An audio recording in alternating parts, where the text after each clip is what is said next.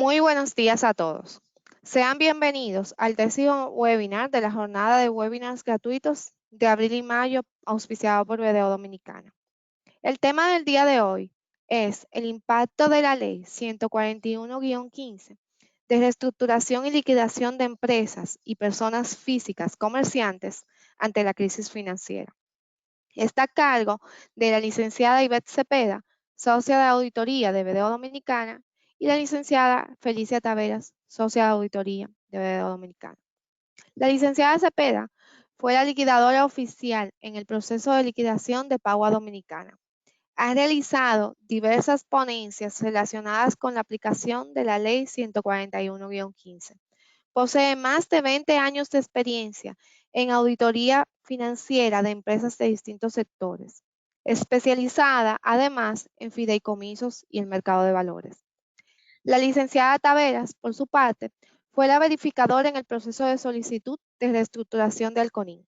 Cuenta con más de 25 años de experiencia en auditoría financiera de empresas de distintos sectores, especializada en auditorías de grupos multinacionales y organismos bilaterales.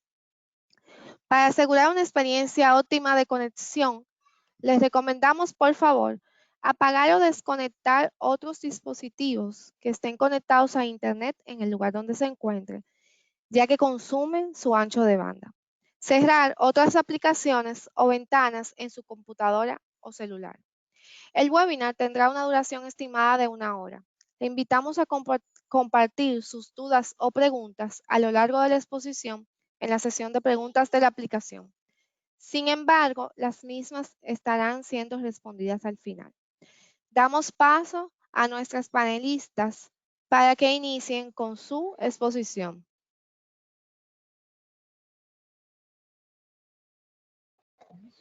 Bien, muy buenos días y bienvenidos a todos los participantes de esta interesante webinar. Esperamos que sea de verdad de mucho interés para todos ustedes en nombre de BDO Dominicana. Buenos días, un placer para nosotras estar por aquí compartiendo con ustedes parte de esta hermosa mañana. Yo feliz porque también estoy en compañía virtual de una gran amiga y colega, Felicia Taveras. Con relación a lo que es la ley de la 141-15, es importante, vamos directamente a la presentación para que ustedes ya puedan dar inicio formal a lo que es la parte educativa de lo que es la webinar.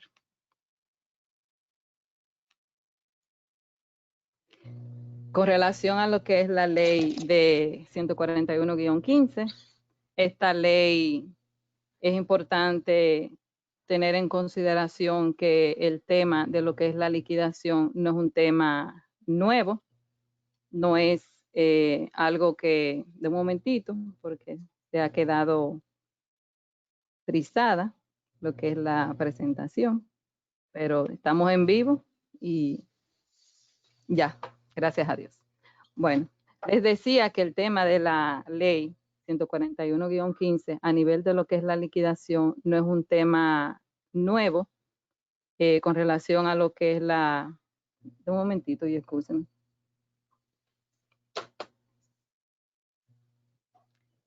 Discúlpenos que estamos en vivo.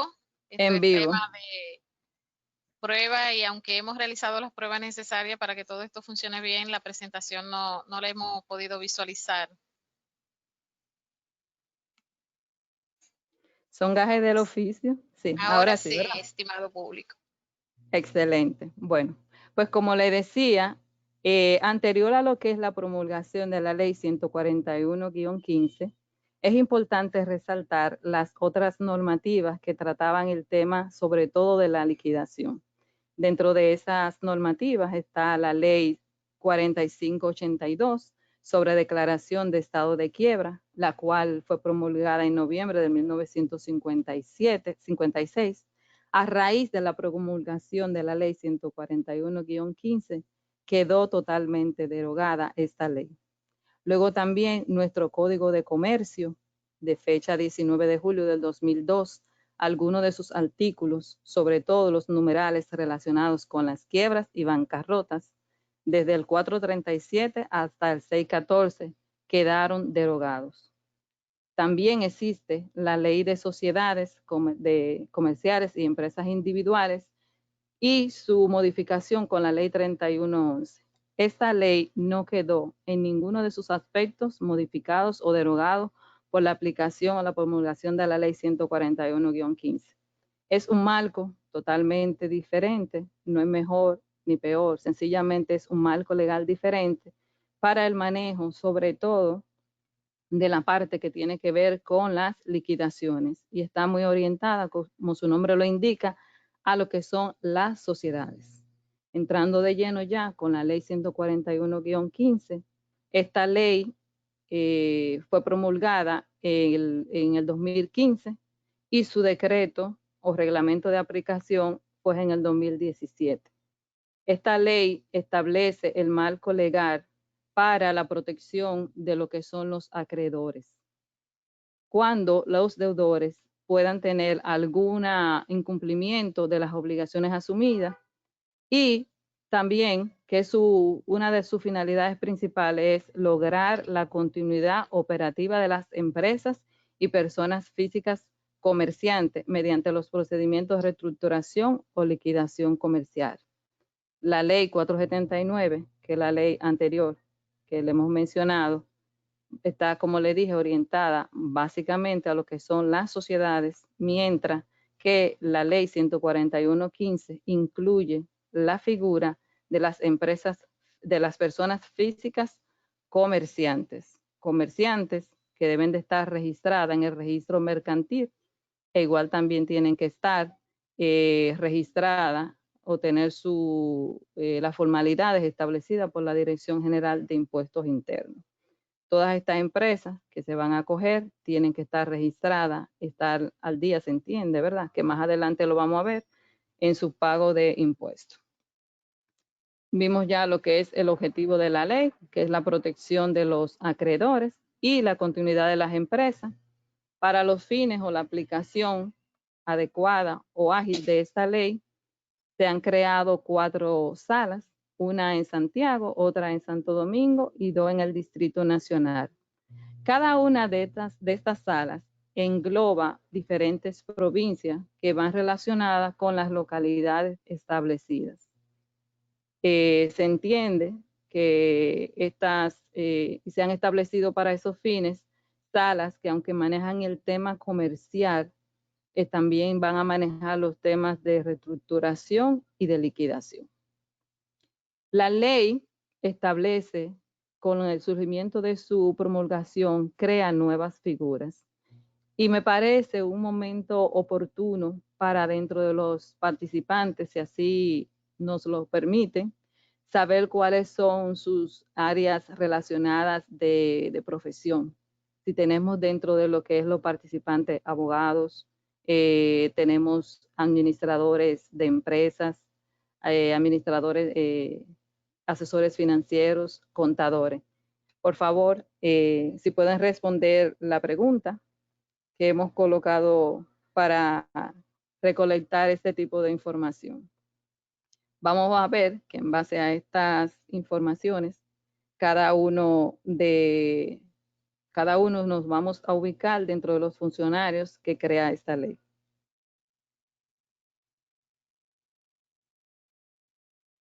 Esperando lo que son los resultados para dar continuidad a lo que es Mientras tanto, es importante de que todos estos profesionales, dentro de las diferentes líneas, sepan, vamos a detallar cuáles son las diferentes profesiones que deben de contar.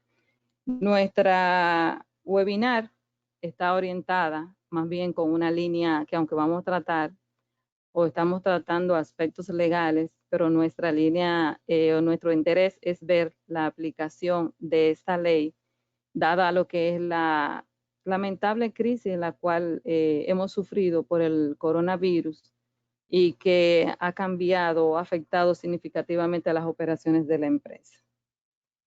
Con relación a los resultados, tenemos un 9% de administradores de empresa, un 5% de asesores financieros, un 11% de asesores jurídicos, 62% de contadores, la gran mayoría hay un porcentaje significativo de contadores y el 14% de otros. Ya basado en esos resultados, cada uno nos vamos a ubicar conforme a lo que es las profesiones seleccionadas. Tenemos aquí al verificador. El verificador, su función es validar que aquellas empresas y personas físicas comerciantes que presenten su petición para acogerse a la ley 141-15 cumplan con los supuestos establecidos en el artículo 29 de dicha ley. En base a eso, este funcionario va a rendir un informe con sus resultados, sus opiniones, el cual va a ser validado por el tribunal y en función a este informe va a haber un pronunciamiento de la decisión finalmente tomada. Luego le sigue el conciliador, que como su nombre lo indica, lo que busca es la conciliación entre el deudor y los acreedores, siempre con miras a lograr lo que es la continuidad de la empresa. Claro, en los casos que esto se permita, porque en los casos que no se permita, entra en juego la figura del liquidador, que es quien va a estar a cargo de llevar de la realización de los activos de los deudores con fines de distribuir los frutos de esa realización entre los acreedores o los grupos de intereses que sean necesarios.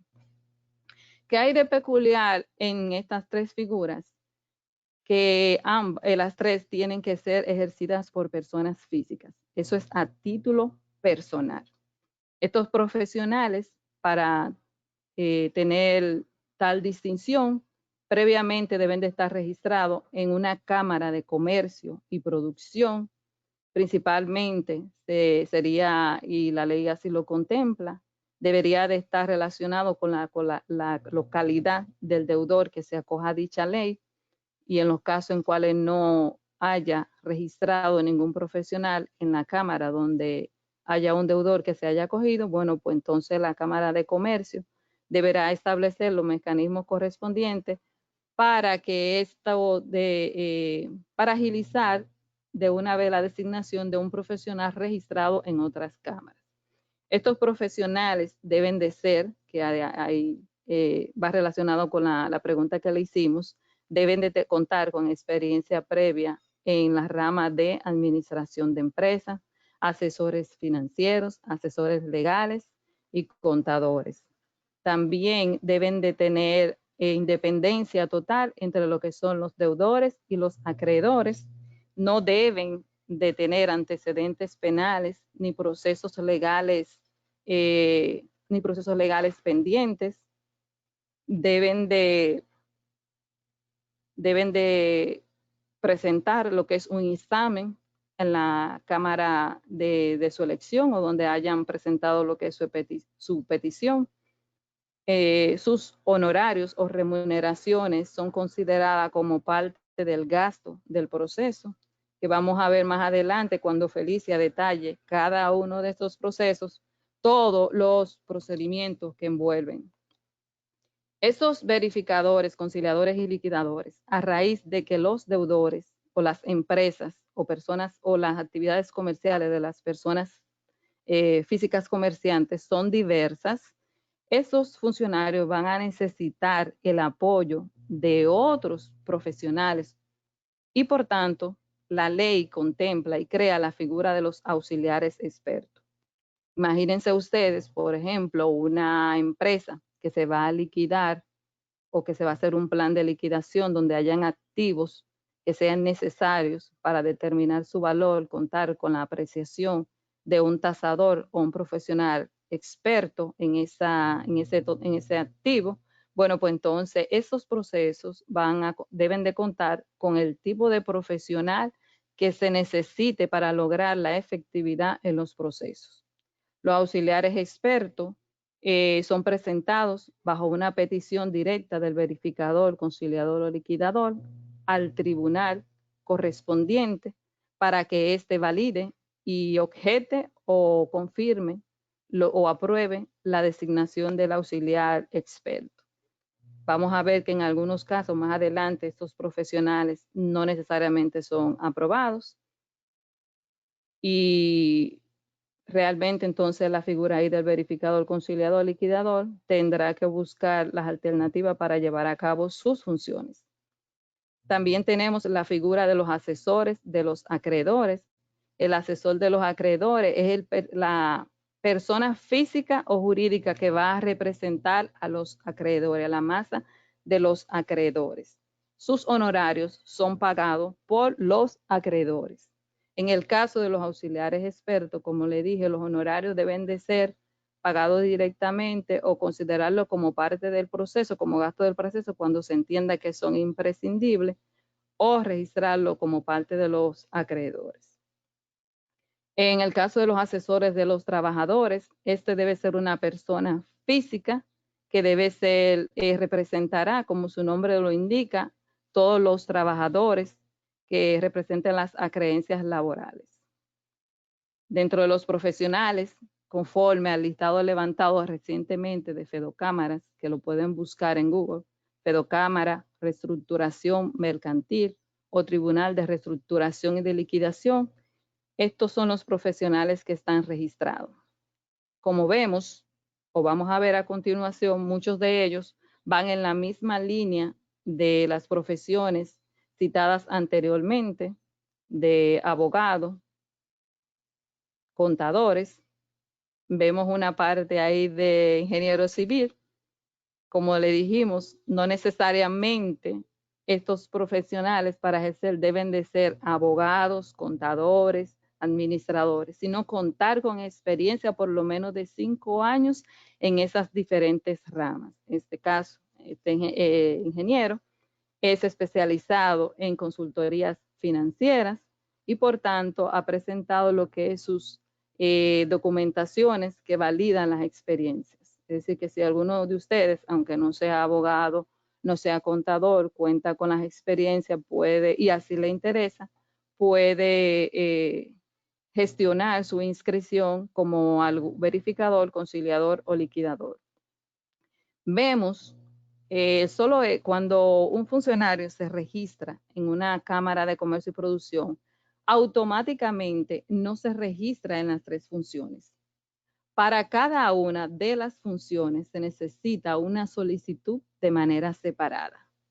Por ejemplo, en el caso Teófila Taveras, ella presentó 3 solicitudes, una para verificadora, para conciliadora y para liquidadora.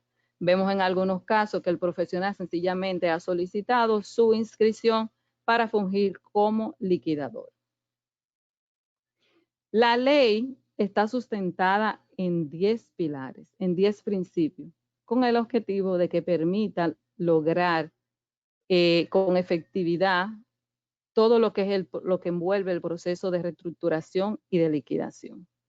El primero, que es muy importante, que es la distinción de esta ley, es la celeridad, que trata de que el proceso de reestructuración, o en dado caso de que no vaya a reestructuración, sino a liquidación, dicho proceso sea realizado en tiempos ágiles conforme a los plazos establecidos en la ley. También está lo de conducta ética, que todas las actuaciones sean sustentadas bajo un marco ético establecido en los procedimientos, los diferentes procedimientos de la ley. Nosotros como funcionarios vamos a tener acceso a informaciones que pueden ser privilegiadas, a realizar negociaciones de compras, de ventas, en fin, que nuestras actuaciones deben de estar dentro del marco legal o ético que permitan realmente que el proceso pueda llevarse de una manera eficiente. Y la eficiencia, que tiene que ver que los procesos sean realizados ágiles, con el mejor logro de los recursos existentes, que si uno realmente dispone de recursos, de transportación, de localización, que todo eso realmente uno lo pueda aprovechar y lograr el objetivo de sea de la reestructuración o de la liquidación. Gobernabilidad económica y corporativa es que la administración establezca un criterio equitativo para todas las partes como un todo, como una unidad. La igualdad, que haya igualdad para todo, esto sin afectar lo que son los privilegios. Más adelante Felicia les va a detallar cuáles son estos privilegios, pero sí debe de haber igualdad dentro de lo que son esos diferentes rangos establecidos, la igualdad para todos. La maximización de los activos es muy importante, es decir, tratar de que la realización de los activos sea por el valor o el precio mayor, porque en la medida en que nosotros podamos realizar los activos a un mejor precio, va a haber disponibilidad de recursos para poder distribuirlo con los acreedores o las partes involucradas. La negociabilidad. La ley contempla que todas estas negociaciones van a ser realizadas dentro de un ambiente armonioso, evitando dentro de lo posible todo lo que tenga que ver con litigios. La reciprocidad. Esta ley, una particularidad especial de esta ley es que traspasa el territorio de la República Dominicana. No se queda solo aquí.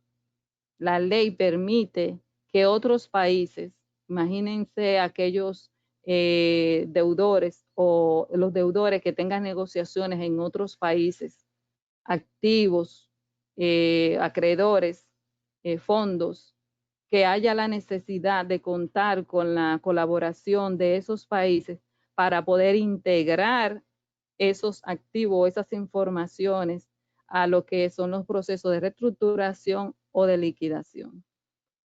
La transparencia de información, que todas las partes puedan disponer de información confiable y sobre todo oportuna para poder estar enterado de todas las implicaciones de estos procesos. La universalidad, que puedan ser afectados todos los bienes del deudor y establecer su vinculación entre los acreedores y las partes relacionadas, porque es importante que, y va muy de lleno con todos los otros pilares de la ley, de que se pueda contar con toda la información suficiente de modo que se puedan recolectar todos los activos que correspondan a la empresa.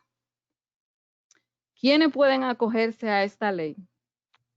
A esta ley pueden acogerse todas las personas físicas comerciantes, nacionales o extranjeras, y las empresas nacionales y las extranjeras domiciliadas o con presencia permanente en el territorio nacional, con excepción de las empresas que son controladas por el Estado Dominicano.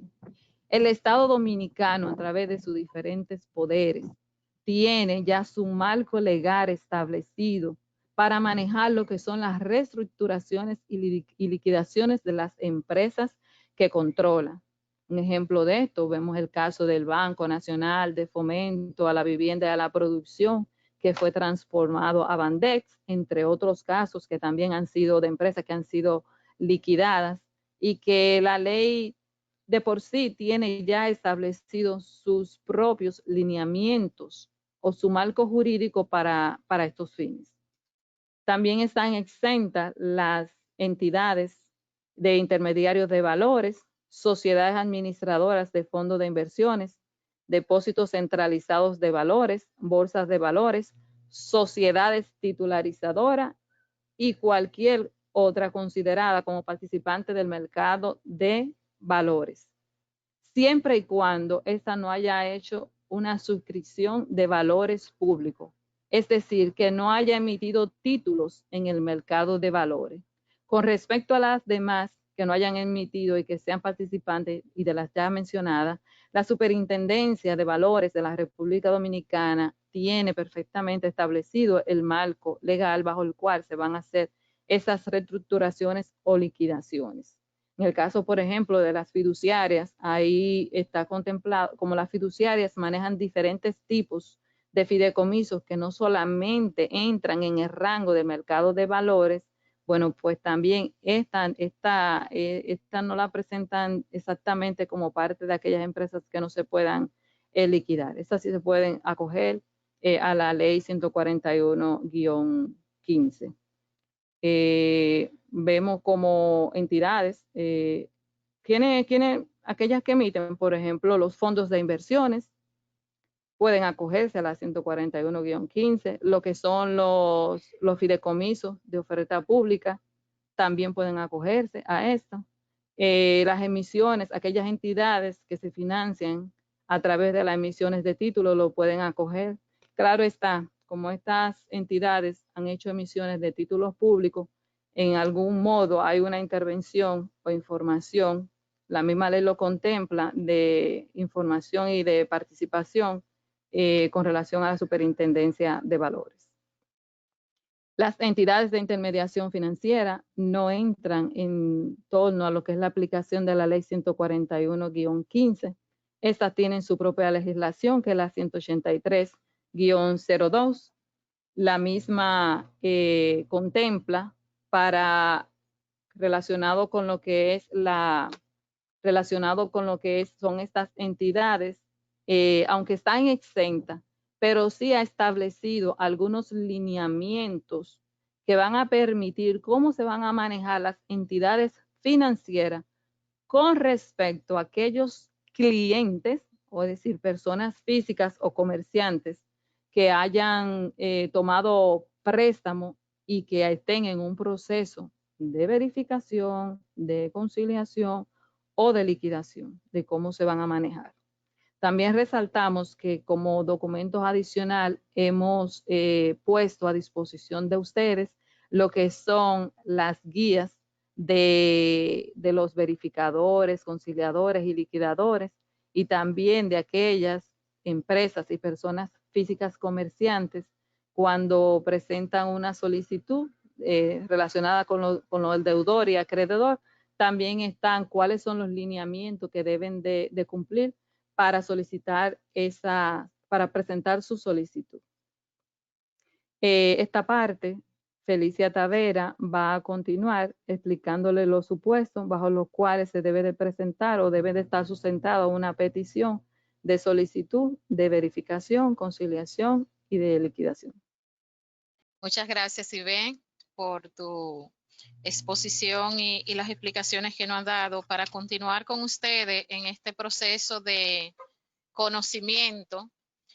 Es importante señalar que las solicitudes de reestructuración deben ser realizadas por cualquiera de las personas legitimadas conforme a la ley, ante la existencia u ocurrencia respecto del deudor de al menos una de las condiciones siguientes que estamos presentando en el supuesto para la solicitud de la reestructuración, dentro de los cuales cabe señalar el incumplimiento por más de 90 días de al menos una deuda exigible previa a una intimación pública. También cuando el pasivo corriente exceda el activo corriente por un periodo mayor a 60 días. Ya sale básicamente de lo que sería el periodo corriente de la realización de un compromiso que tenga un deudor frente a sus acreedores. También cuando exista incumplimiento de pago a la administración tributaria de aquellos impuestos retenidos o cualquier otras obligaciones tributarias por no menos de 6 cuotas fiscales. Es decir, que aquellas retenciones que haga el deudor conforme a ITEVIS, retenciones de terceros y otro tipo de retenciones, el cual el deudor tenga un incumplimiento por más de 6 cuotas fiscales, también es una condición para hacer la solicitud de reestructuración. Cuando se haya dejado de pagar 2 cuotas de salario de manera consecutiva, salvo aquellas excepciones que especifica el artículo 51 del Código de Trabajo. Cuando la administración de la empresa se oculte o quedare vacante por un periodo razonable, sin que se designe un representante que pueda cumplir con sus obligaciones, también cumple con esta característica de la cual la ley le permite al deudor acogerse a un proceso de solicitud de reestructuración de la empresa.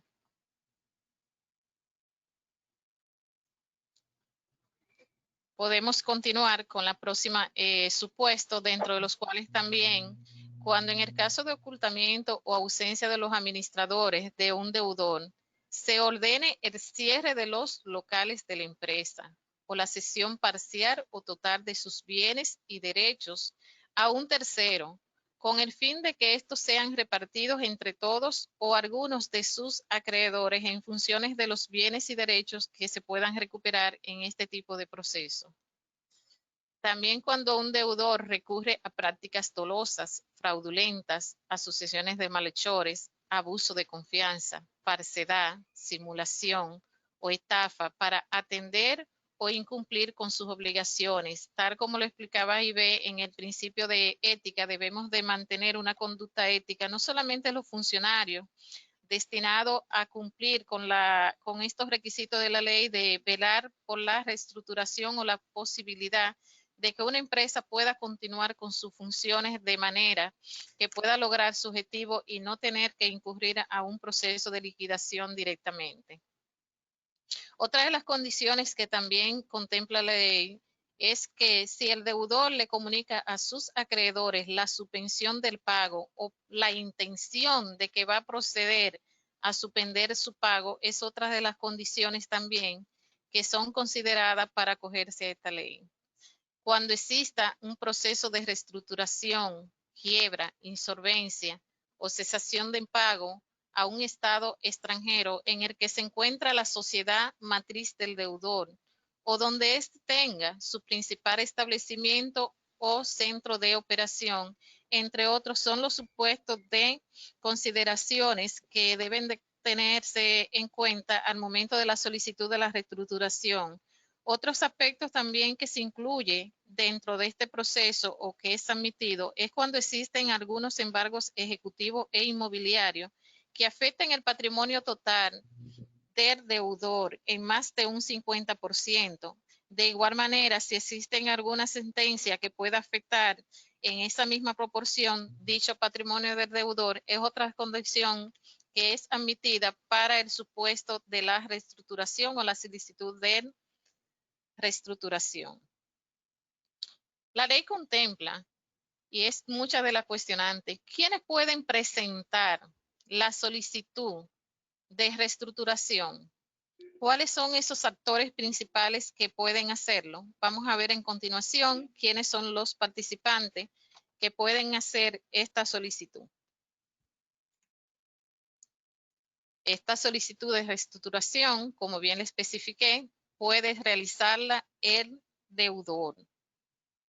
De igual manera, un acreedor puede hacer la solicitud también de reestructuración cuando ve afectado que realmente su cobrabilidad de los compromisos realizados, el deudor no ha hecho frente o no ha cumplido de manera oportuna dentro de los plazos exigibles o contemplados en aquellos acuerdos que hayan realizado entre las partes. Los acreedores pueden ser tanto nacional como extranjero. También un acreedor extranjero puede hacer su solicitud. Vamos a ver cuáles son las condiciones que deben de cumplir estos actores al momento de realizar la solicitud. Como bien le expresaba, las solicitudes deben de hacerse por escrito, tanto por parte del acreedor como del deudor. Al momento del acreedor realizar esta solicitud de reestructuración, debe indicar su nombre completo y su denominación social, así como también su domicilio, al igual que debe de considerar el nombre o denominación social y el domicilio de su deudor, así como las diversas oficinas, fábricas, almacenes, bodegas o instalaciones que el deudor posea al momento de la solicitud de reestructuración. El acreedor debe sustentar cuáles son los hechos que motivan la solicitud. De manera breve y con claridad y precisión debe exponer esta solicitud. Además, debe adjuntar copias de los documentos o pruebas que respaldan la calidad de acreedor o de acreedores, su o sus acreencias, y en caso de que aplique, las notificaciones que le ha realizado al deudor. Para el caso de solicitantes de empresa, este debe también adjuntar al momento de la solicitud copia de los últimos estados financieros debidamente preparados de conformidad con los principios de contabilidad generalmente aceptados en el país. La certificación de la Dirección General de Impuestos Internos, en la que se haga constar que el solicitante o los solicitantes se encuentran al día con sus obligaciones tributarias. Cuando se trata de una persona jurídica, el instrumento que otorga poder al representante de conformidad con lo previsto en la legislación de sociedades vigente y a los estatutos o actos constitutivos.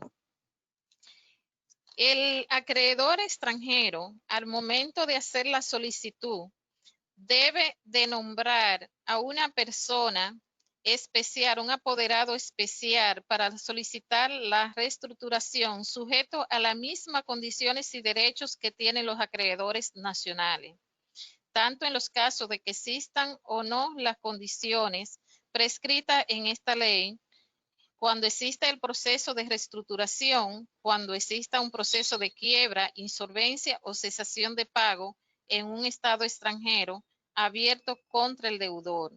En este caso, el acreedor extranjero debe designar a la persona física responsable del seguimiento del proceso en el territorio nacional. O sea, no puede ejecutar el acreedor extranjero una solicitud o someterla si no tiene nombrado a un representante o un apoderado, una persona física que sea residente en el país donde se esté solicitando el proceso de reestructuración.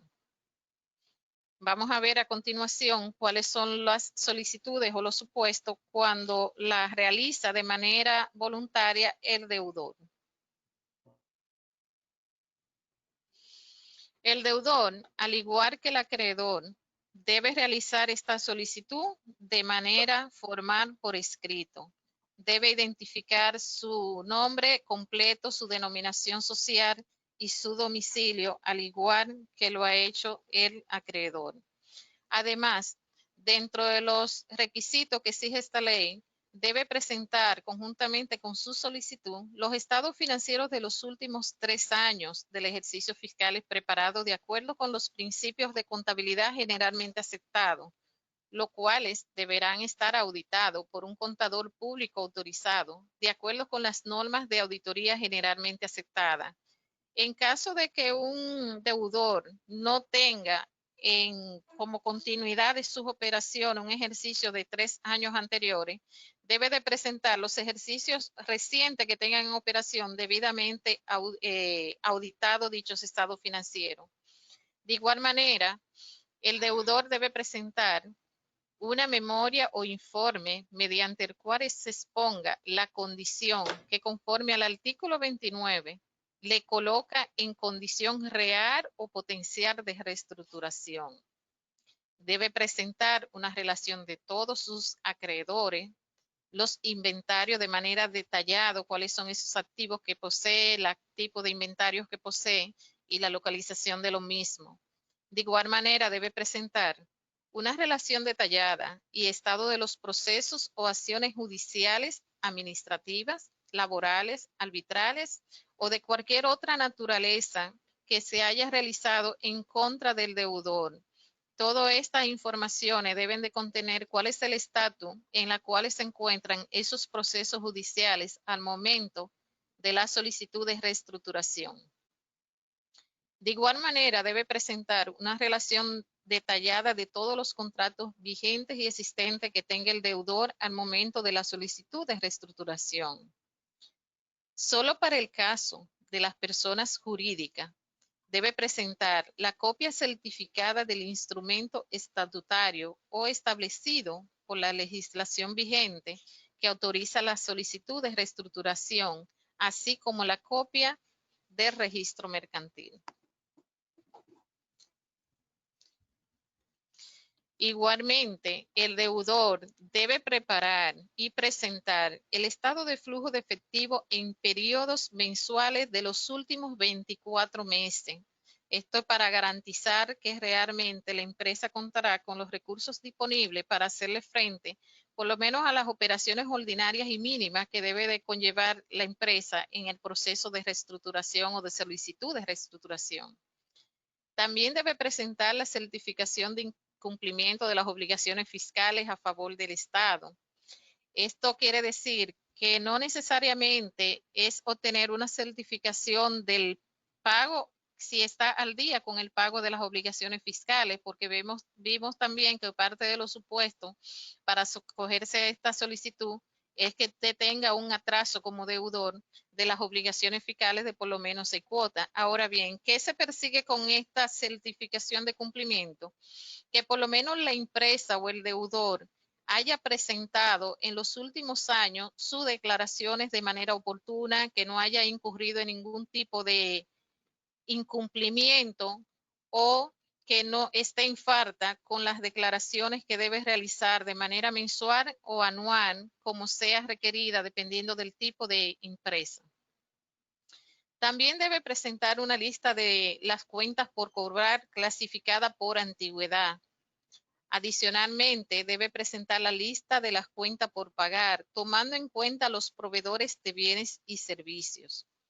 La lista de los pagos que son indispensables para la operación ordinaria del negocio, para mantenerse en funcionamiento, de manera que se pueda visualizar de qué manera esos recursos sí o sí deben de estar disponibles para que la empresa pueda continuar en marcha.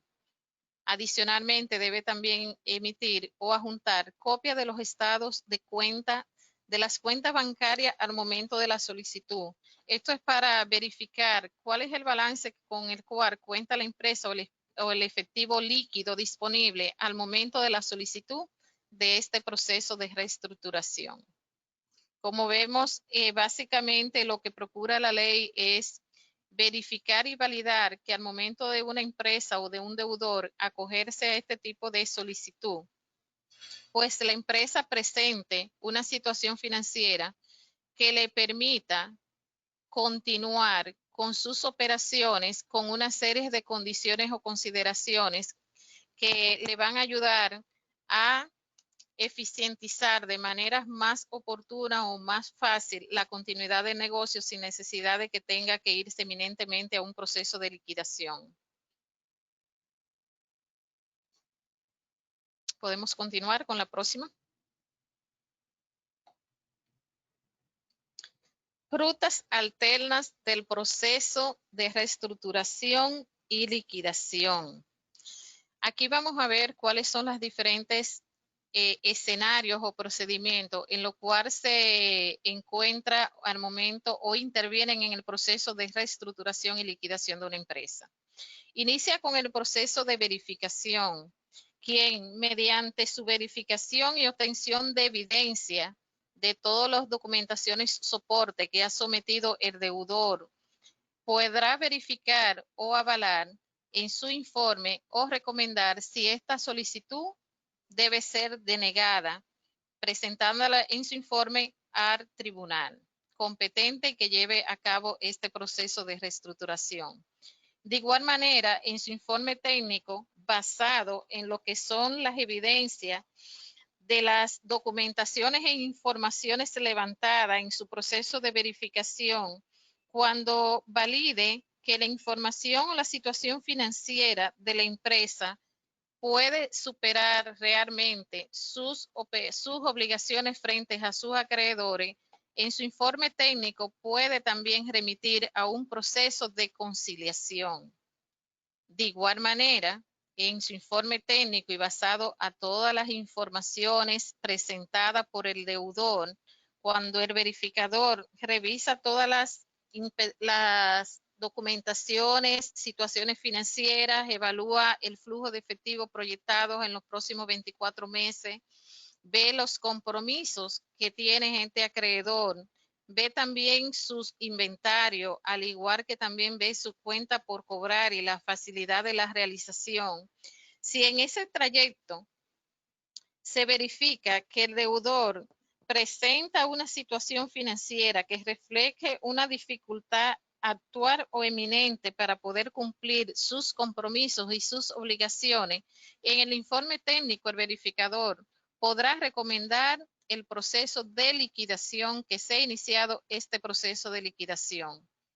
Cabe destacar que el juez tiene la potestad de obviar el proceso de verificación siempre y cuando lo considere necesario. Esto es permitido en la ley de reestructuración y el juez puede eminentemente, una vez recibida todas las informaciones de la solicitud para la reestructuración de una empresa, puede inmediatamente irse al proceso de conciliación sin necesidad de nombrar un verificador o iniciar el proceso de verificación. En el proceso de verificación, también parte de la ruta que tiene el conciliador en este caso es que, basado a su expertise, a su investigación, a las negociaciones, porque es aquí donde el conciliador se reúne con los acreedores, comienza a realizar una serie de negociaciones e interactuar con aquellos acreedores que son beneficiarios privilegiados. ¿Cuál es la posibilidad de lograr una negociación amigable que le permita a la empresa continuar con su ritmo normal de operaciones y que pueda cumplir a futuro, no muy largo plazo, con sus obligaciones? En caso de que el conciliador en esta fase no vea un panorama favorable para la empresa y no vea que en el proceso de negociación pues pueda resultar un proceso que sí pueda dar cabida a que la empresa tenga la oportunidad de continuar en operación, continuar en funcionamiento, pues el conciliador en este caso puede recomendar que se inicie el proceso de liquidación.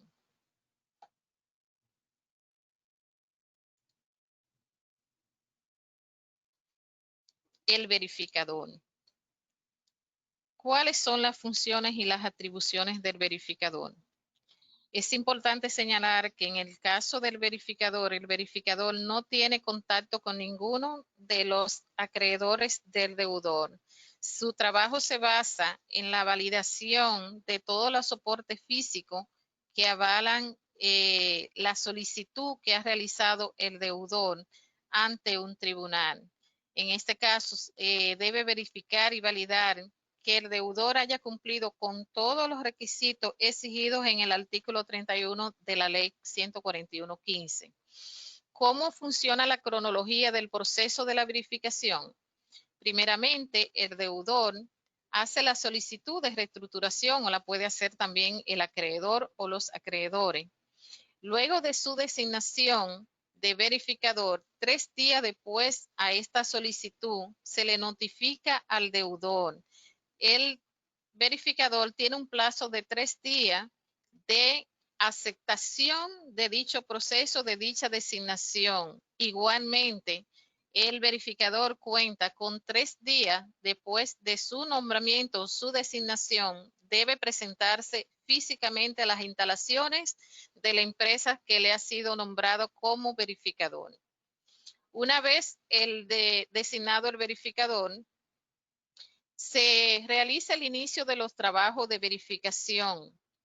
Ya llega a las instalaciones de la empresa, se reúne con el consejo de la empresa, con los principales funcionarios y gerencia que tiene la empresa para coordinar la colaboración y la obtención de todas las informaciones pertinentes del lugar que le permitan hacer su trabajo de manera eficiente, buscando, como decía nuestra amiga Ibe, el principio de celeridad, buscar la eficiencia, por lo cual en un plazo de 15 días, el verificador deberá validar todas las informaciones que le han sido presentadas al tribunal competente para rendir su informe. El verificador solo se debe al tribunal, no debe responder ni remitir el informe de verificación a ninguna de las partes interesadas. Es el tribunal al cual obedece el verificador. Una vez que el verificador entrega el informe al tribunal, el tribunal tiene 5 días para tomar su decisión en base al informe del verificador. En este lapso de tiempo, el tribunal tiene la potestad de, si no entiende algunas de las informaciones reveladas en el informe de verificador, tiene la facultad de comunicarse con el verificador para pedirle las aclaraciones en cuanto a las dudas que le surjan al momento de su revisión de este informe. El tribunal, luego de este plazo, debe comunicar a la parte su decisión un día después de vencido el plazo. Es importante señalar que el tribunal en este caso debe de entregársele y debe de suministrársele, aparte del informe técnico que realiza el verificador, debe entregársele todas las documentaciones físicas que soportan el trabajo que ha realizado el verificador. También el verificador tiene la potestad, dependiendo de la magnitud y el volumen de operaciones que tenga el negocio al cual le ha sido encomendada esta asignación, solicitarle al tribunal una prórroga. La ley contempla un plazo de prórroga de 10 días posterior al vencimiento de los 15 días, que es el requerido para entregar dicho informe. Está en la mano del tribunal acoger dicha solicitud o denegar dicha solicitud. En caso de que el informe del verificador no esté disponible en el plazo de los 15 días y haya sido rechazada la solicitud de la prórroga, esto conlleva una destitución automática del funcionario como verificador y se procede a nombrar otro verificador para que continúe con este proceso de verificación. Podemos seguir, ¿ve? Sí. El conciliador. Ya cuando en su informe el verificador ha optado o ha recomendado en base a la evidencia que ha obtenido, en base a la situación financiera, en base a las proyecciones que presenta la gerencia y cómo se visualiza, puede recomendar aquí el proceso de lo que es la conciliación. En este proceso de conciliación, Ibe, ¿me puede pasar? Sí. Vamos a ver. Así. Ahí está. Ok. Una vez que se acoge por el tribunal el proceso de conciliación, pues se procede a nombrar a un conciliador. De igual manera, como se hace la asignación del verificador, esto se realiza mediante un sorteo electrónico. O sea, ahí participamos todo lo que estamos dentro del proceso registrado en la Cámara de Producción y Comercio. Y este proceso se hace mediante un sorteo. La persona que salga elegida en ese sorteo, pues a quien se le notifica y se le hace su designación como conciliador. El conciliador, al igual que el verificador, tiene un plazo de 3 días para aceptar el nombramiento. Luego de su aceptación, debe de hacer una publicación en un periódico del extracto de dicha sentencia. Igualmente, debe de acercarse al deudor para hacer el levantamiento de la lista de acreedores, de manera que pueda hacerse en este proceso de levantamiento de la lista de acreedores, puede hacer la realización de procesos de confirmación, puede convocar a reuniones para negociar con los acreedores, de manera que pueda tener un listado conforme a todos los requerimientos que hagan sustentar lo que son las obligaciones que tiene el deudor frente a sus acreedores. Igualmente, el conciliador debe presentar en su informe los activos y pasivos del deudor. Debe también presentar el plan de reestructuración y este plan de reestructuración conlleva a que la empresa, los administradores, los principales ejecutivos se comprometan a presentar y a trabajar de manera conjunta con el apoyo del conciliador de armar cuál es el plan de reestructuración que tiene la empresa, cómo la empresa va a mitigar esas obligaciones, cómo va a poder continuar con lo que es el funcionamiento de su operativa del día a día y cómo podrá cumplir y hacerle frente a todos los compromisos que ha asumido.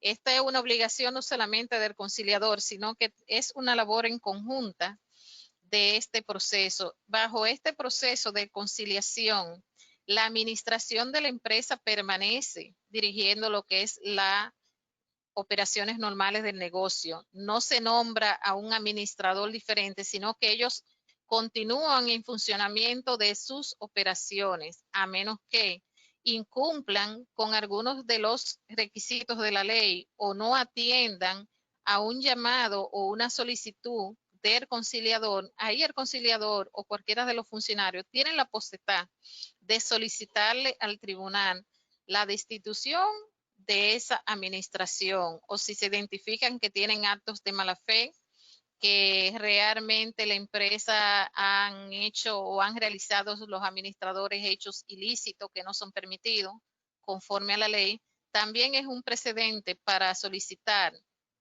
la destitución de la administración de estas operaciones. Ya luego de tener el plan de reestructuración, el conciliador debe velar por el cumplimiento de dicho plan. O sea, el trabajo del conciliador es un proceso más amplio del que vimos con el proceso del verificador. El verificador tiene un periodo de 15 días para presentar su informe o puede presentar una solicitud de prórroga, la cual puede ser extendida por el tribunal, acogerla o rechazarla para poder cumplir. Vemos que en el caso del conciliador, en este caso, el conciliador se mantiene y debe de mantener vigilante de que la empresa cumpla con el plan de reestructuración presentado al tribunal. ¿Podemos continuar, Luis?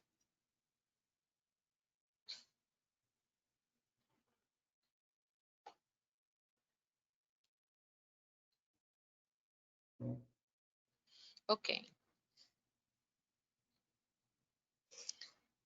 Efecto de la suspensión de la ley 141.15. Todas las acciones judiciales, administrativas o arbitrales de contenido patrimonial ejercida contra el deudor queda suspendida. Estos son de los privilegios que otorga esta ley, de que le tiene esa consideración para que el deudor realmente pueda salir a flote con su empresa, pueda reestructurarse y pueda continuar operando de manera normal. También esta ley suspende cualquier vía de ejecución, desalojo o embargo de parte de los terceros o de los acreedores sobre los bienes muebles e inmuebles del deudor. Igualmente, la realización por parte del deudor de actos de disposición de bienes de la empresa, exceptuando aquellos permitidos por la ley 141.15. ¿Qué no quiere esto decir? El deudor, cuando se encuentra en este proceso, no puede disponer de los bienes de la empresa. Y para disponer de ello debe de estar aprobado por el tribunal, debe de estar comunicado al conciliador que está a cargo de este proceso. No puede disponer libremente de los bienes de la empresa. De igual manera, el cómputo de los intereses convencionales, judiciales, así como los efectos de cualquier cláusula penal, disposición extensible a los fiadores y codeudores por el monto de los intereses aplicables al crédito del que se trate. Como bien lo explicaba Ivén ahorita cuando exponía el caso de las instituciones de intermediación financiera, que también la ley le da esos privilegios de que cuando existan obligaciones con dichas instituciones, pues le da también una serie de privilegios de que ellos no vean castigados sus estados o sus resultados operacionales por las constituciones de provisiones que deben de realizarse cuando las empresas o los deudores incumplen con el pago de sus compromisos. Automáticamente también en este paso, por eso se favorece de la paralización de los intereses o cualquier mora que exista al momento de solicitarse el proceso de reestructuración o de acogerse el proceso de reestructuración.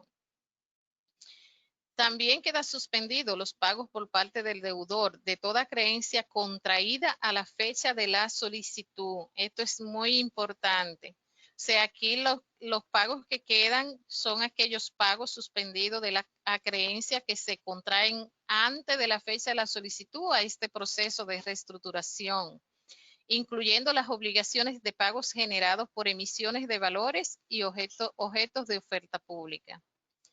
Los procedimientos de ejecución de créditos fiscales también quedarían suspendidos al momento de la aprobación del proceso de reestructuración de una empresa por el tribunal, ya en este proceso de conciliación. Seguimos, Ibe.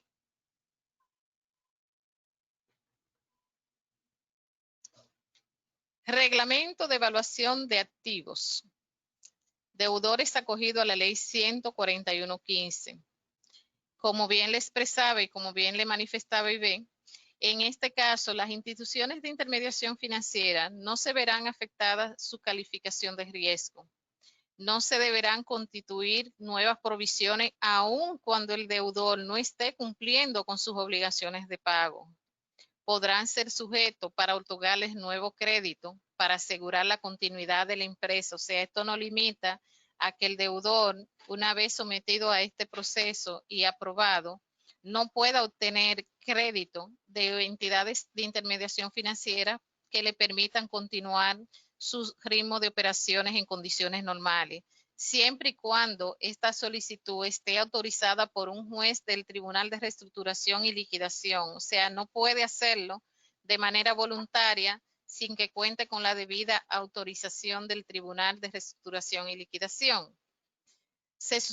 La suspensión de los rendimientos quedan también paralizados hasta la aprobación del plan de reestructuración o hasta que este proceso sea llevado a cabo a liquidación, si así lo considera el conciliador que esté llevando el caso del proceso de conciliación. Lo voy a dejar con nuestra querida Ibe para que continúe con la clasificación de los créditos y más adelante nos estaremos conectando nuevamente. Gracias, Felicia. La ley 141-15 establece unos rangos con respecto a lo que son las deudas registradas por los diferentes acreedores. Establece 3 categorías: privilegiados o garantizados, quirografarios y subordinados. En ese mismo orden, en la medida en que los activos sean realizados, se van a ir distribuyendo en función a los acreedores. Los privilegiados están orientados básicamente con las entidades del Estado Dominicano, a creencias laborales, a creencias fiscales, los préstamos que tienen garantías, honorarios de los verificadores, conciliadores y liquidadores. También está en el segundo rango lo que son los quirografarios, proveedores, préstamos y los préstamos no garantizados. Y los demás son los subordinados, que están orientados, agrupan mucho a lo que son las obligaciones con entes relacionados, accionistas y relacionados a esto, con deuda que tienen que ver con intereses, con multas, etcétera. Esto es importante porque la ley contempla estos rangos, porque imagínense que una entidad que tiene dificultad financiera y que tenga que pagarle al mismo tiempo a todos los acreedores reclamando al mismo tiempo sus obligaciones, pues esto no va a permitir realmente establecer lo que es un plan de reestructuración en el caso de que vaya a ser a liquidación. Por eso esta ley contempla esa parte para ir organizando de cómo se van a ir pagando los recursos que se reciban de las realizaciones.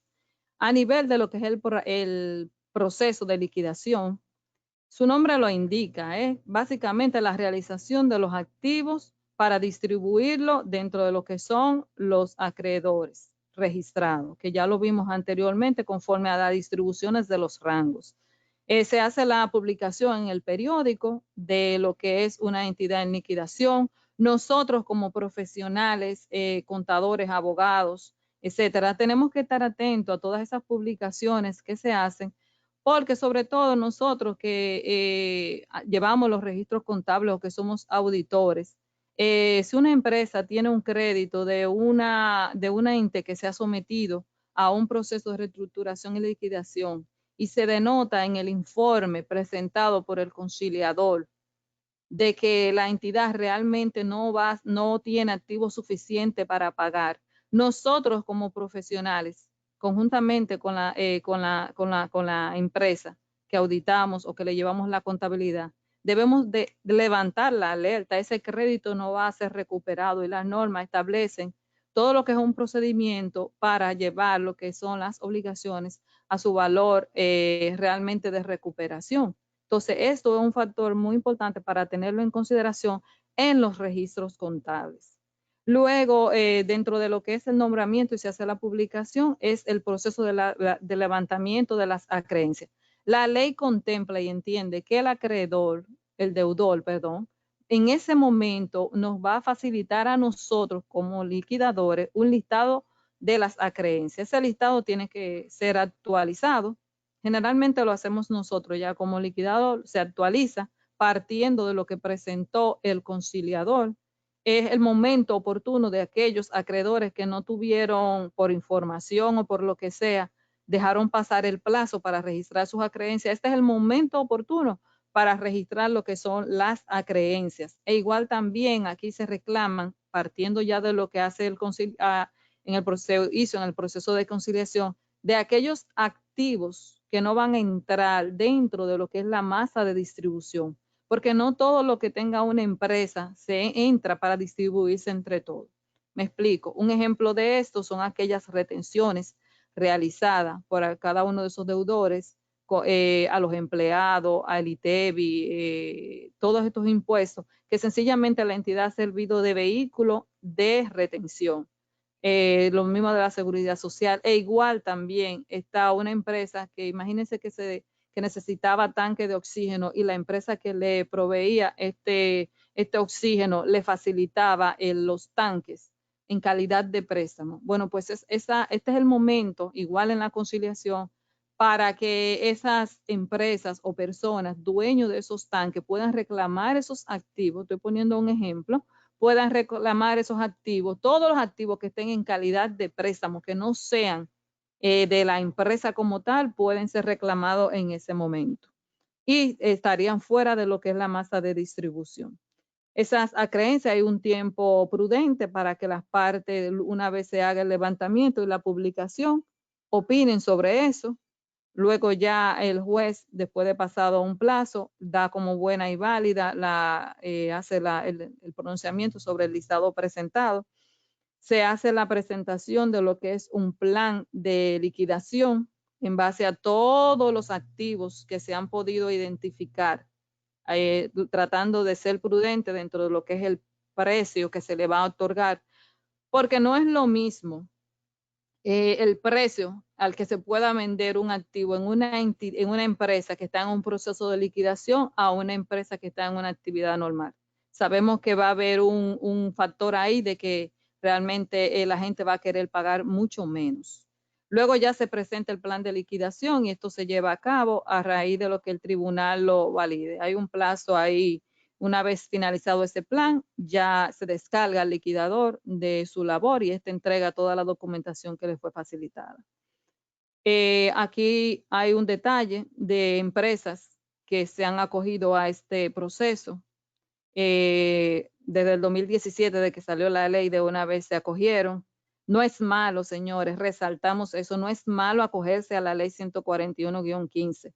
Tal vez las experiencias que vemos aquí de que la gran mayoría han llevado al proceso de liquidación, es porque realmente la ley no tenía, claro está, no había jurisprudencia sobre esto, y en la medida en que la gente se va orientando, se va especializando sobre esta ley y se van tomando las acciones de que cuando una empresa sea un momento, tenga una dificultad financiera, pueda considerar como una opción normal someterse a lo que es la reestructuración de empresa a través de esta ley. Vemos este caso de Caribbean Recycling. Esto está, ya presentaron, hay un proceso de nulidad de parte de unos acreedores por entender que hay activos que fueron cedidos a partes relacionadas antes de someterse al proceso de reestructuración, y entonces los acreedores están reclamando esos activos para poder incluirlo dentro de lo que es la masa de bienes a distribuir. Ya una vez se defina lo que es esta decisión, el liquidador va a presentar su plan de liquidación. Roberto Eduardo, eso es una persona física comerciante. Este proceso también fue por un acreedor, eso ya está en proceso penal. También tenemos Trevi Galante, es el caso más adelantado que hay porque este caso ya se presentó el plan de liquidación, está en espera de que el tribunal se pronuncie sobre el mismo. Pagua Dominicana, que fue mi experiencia particular. Este caso, una vez estaba en liquidación, fue nuevamente pasado a conciliación. El conciliador actual, ya que es el mismo que estaba anteriormente, presentó ya su informe con una recomendación anticipada de lo que es la empresa. Comaca, este caso culminó con una reestructuración de deuda a nivel privada, la cual fue ratificada por el tribunal. Y así sucesivamente, quisimos indicar o que ustedes vean que realmente hay empresas que ya se han acogido a esta ley. Es importante que sobre todo en la parte de verificación haya una comunicación con los empleados, con los acreedores, porque inmediatamente una empresa se acoge a esta ley, en la fase de verificación ya hay hay un expediente que se crea y que es visible ante lo que es la solicitud, ante la página del Tribunal de Reestructuración y de Liquidación. Esas son otras empresas, Arconin, que ya el conciliador presentó lo que es su lista provisional de acreedor y está en proceso de que ellos se pronuncien sobre ese documento. MUNE, el conciliador presentó su lista provisional de acreedores ante el tribunal y nuestras recomendaciones sobre este proceso van orientadas hacia lo siguiente. Va muy relacionada a lo que hicimos relacionar con lo que son los pilares, la celeridad. Entendemos que los plazos que están escritos en la ley son muy cortos para poder cumplir de manera eficiente. Hemos visto en la experiencia de que la gran mayoría de los profesionales hemos solicitado prórroga para poder cumplir con el proceso. Mayor divulgación de la ley a nivel empresarial, realmente que los empresarios la conozcan, que se creen de parte de los tribunales, lo que sea, cursos de entrenamientos, que los profesionales puedan tener un entendimiento de cuándo acogerse a esta ley. Es una forma de que las empresas a raíz de esta crisis financiera, luego de ya que se quiten las facilidades que hay de los préstamos, lo que es la facilidad del FASE por parte del Estado Dominicano, entre otras, que se pueda contemplar como una alternativa para que la empresa pueda continuar como negocio en marcha. Dentro de la conducta ética, procurar de que realmente esos deudores, cuando al momento de presentar lo que es su plan, que respondan o que si nombran a un asesor, no solo sea un asesor legal, sino una persona que pueda orientar al conciliador, al verificador, con relación a todo lo que es los procesos en los cuales debe de llevarse a cabo esa ley. Colaboración de los deudores, de sus representantes, que es muy importante. Y reforzar las aplicaciones de la norma que rigen la profesión contable. Señor, esto es importantísimo. Nosotros hemos visto los expedientes, la oportunidad que tuvimos de ver las informaciones, cómo esos estados financieros no están acorde a lo que son las normas contables aceptadas.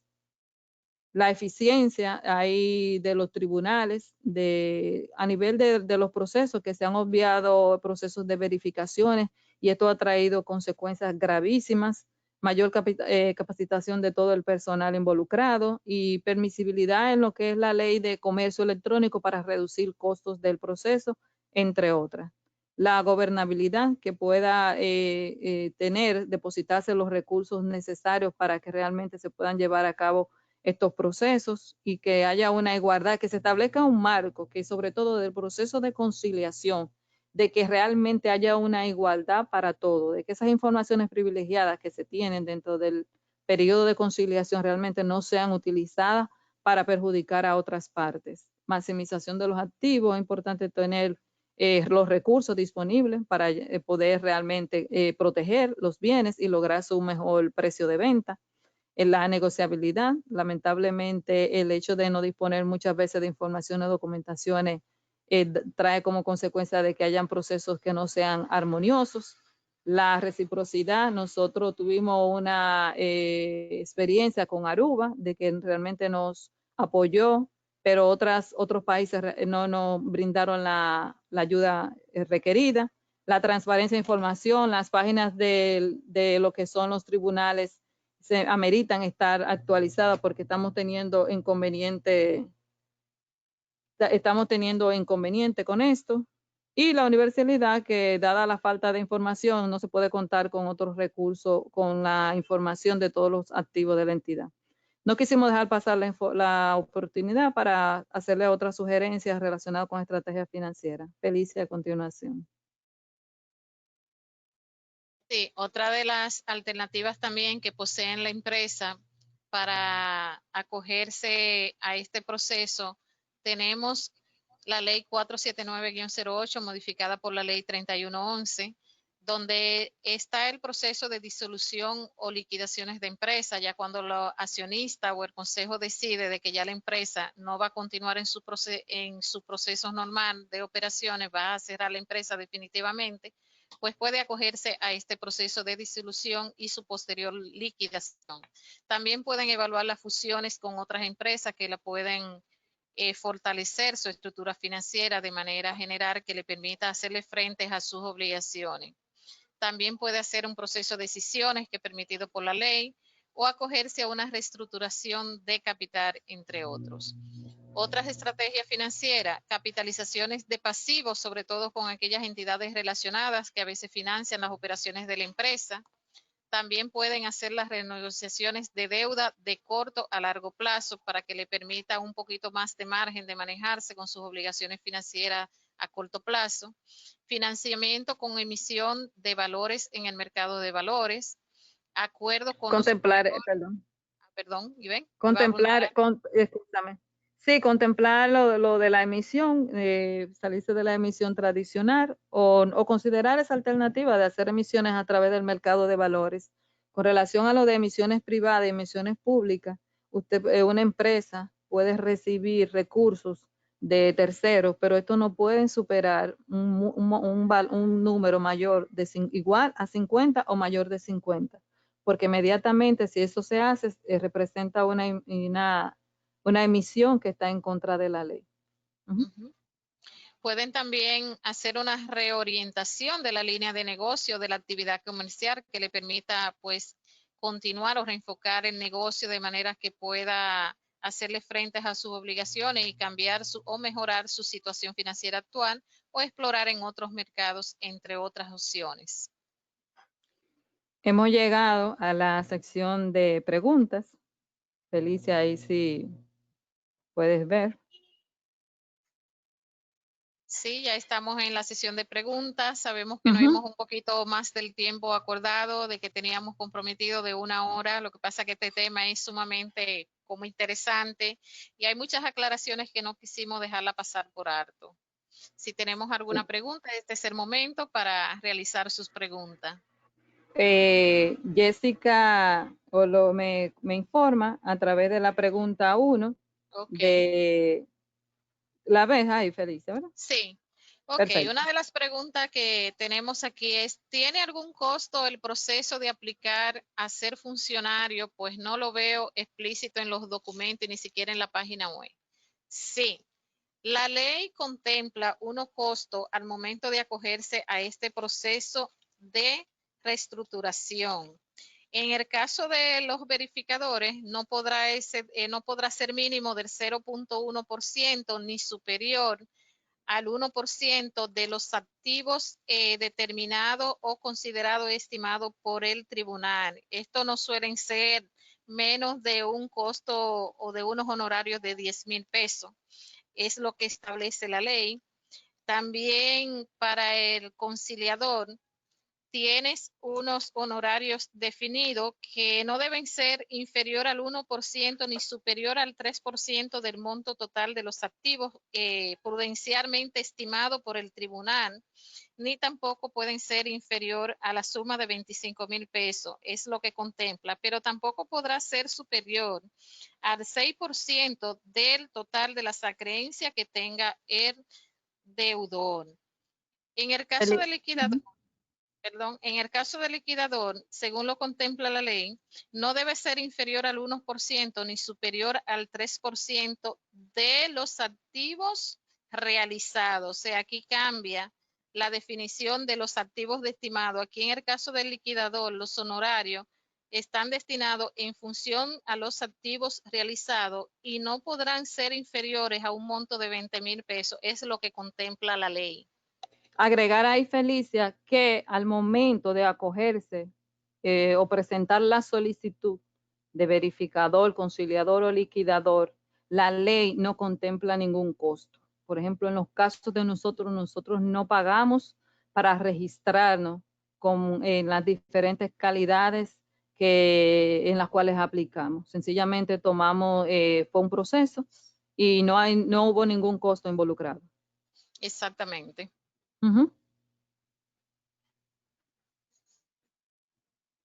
La siguiente pregunta va orientada a consecuencias de los auditores y de los contadores de esa empresa que no detectan oportunamente estas situaciones de esas empresas y luego son acogidas a reestructuración o liquidación. Bueno, las normas contemplan que nosotros como auditores, sobre todo auditores y los mismos contadores, contemplan lo que es la continuidad o el negocio, la evaluación de negocio en marcha. Eso está dentro de lo que es el dictamen que debemos de revelar cuando una entidad, hay parámetros establecidos.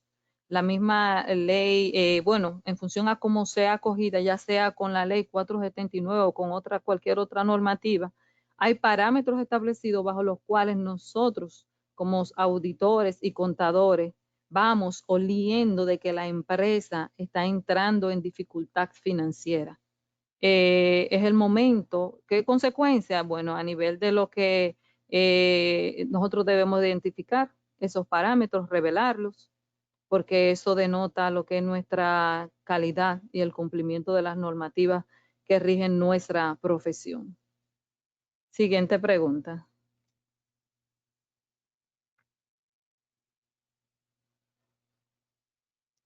Sí, es importante ahí como contadores, ¿verdad? Dar seguimiento, como les dije, a lo que es las informaciones para realmente detectar si los cobros que tiene una determinada empresa, porque también no solo un crédito de una empresa que se acoja a la ley de reestructuración puede en un momento determinado hacer desaparecer una empresa si hay una concentración de negocio.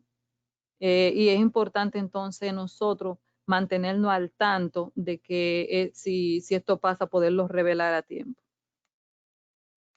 Pregunta 3.